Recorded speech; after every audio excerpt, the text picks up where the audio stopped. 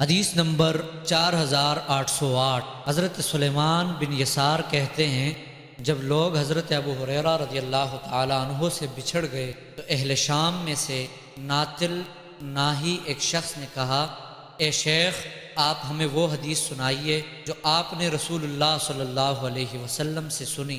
انہوں نے فرمایا، میں نے رسول اکرم صلی اللہ علیہ وآلہ وسلم سے سنا، آپ نے فرمایا قیامت کے دن جس شخص کا سب سے پہلے فیصلہ ہوگا وہ شہید ہوگا، اس کو لایا جائے گا اور اللہ تعالیٰ اس کو نعمتوں کی پہچان کرائے گا، وہ پہچان لے گا۔ اللہ تعالیٰ فرمائے گا تو نے ان نعمتوں سے کیا کام لیا؟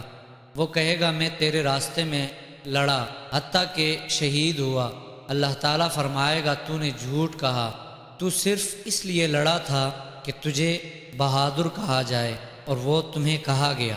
پھر اللہ تعالیٰ کے حکم سے اس کو منہ کے بل جہنم میں ڈال دیا جائے گا۔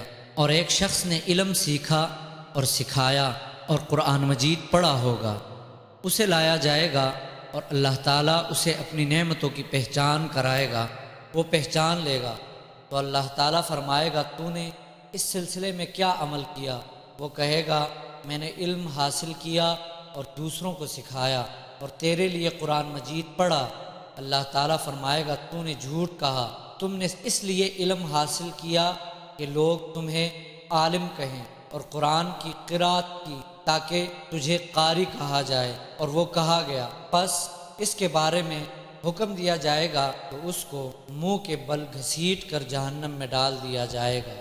اور وہ شخص جسے اللہ تعالیٰ نے مالی کشادگی عطا کی اور ہر قسم کا مال عطا کیا، اس کو لایا جائے گا اور اللہ تعالیٰ اسے نعمتوں کی پہچان کرائے گا، وہ پہچان لے گا۔ تو اللہ تعالیٰ فرمائے گا تو نے ان نعمتوں میں کیا عمل کیا؟ وہ کہے گا میں نے ہر اس راستے میں خرچ کیا جہاں خرچ کیا جانا تجھے پسند ہے۔ اللہ تعالیٰ فرمائے گا تو نے جھوٹ کہا، تو نے یہ عمل اس لیے کیا کہ تجھے سخی کہا جائے اور وہ کہا گیا۔ حکم دیا جائے گا اس کو منہ کے بل گھسیٹ کر جہنم میں ڈال دیا جائے گا۔ حدیث نمبر 4809۔ حضرت سلیمان بن یسار کہتے ہیں حضرت ابو ہریرہ رضی اللہ تعالیٰ عنہ سے لوگ بچھڑ گئے تو شام کے ایک ناطل نامی شخص نے کہا، اس کے بعد حسب سابق حدیث ہے۔